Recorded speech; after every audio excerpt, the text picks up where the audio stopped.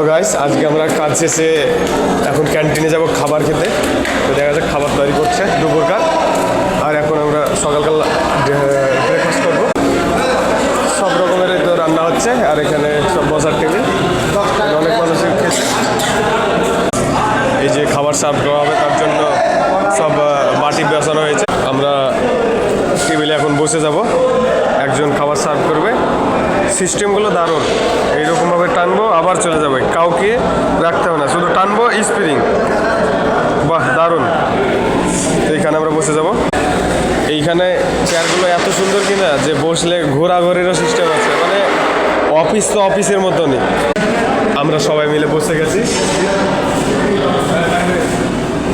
আর সবাই বসে খাচ্ছে ওইদিকে এইদিকে। খাবার নিতে গেলে আমাদেরকে লাইনে দাঁড়াতে হবে। দেখা যাক, আমরা লাইনে দাঁড়িয়ে আছি, একটু পরে আমাদের খাবার মিলে যাবে। এদিকে খাবার সার্ভ করা,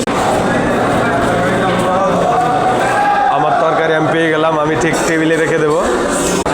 এবার লুচি আসবে, লুচিগুলোকে নিয়ে আসবে একজন। তরকারিটা রেখে দিই। আমাদের লুচি পেয়ে গেছি, তরকারি লুচি পেয়ে গেছি। এবার চলবে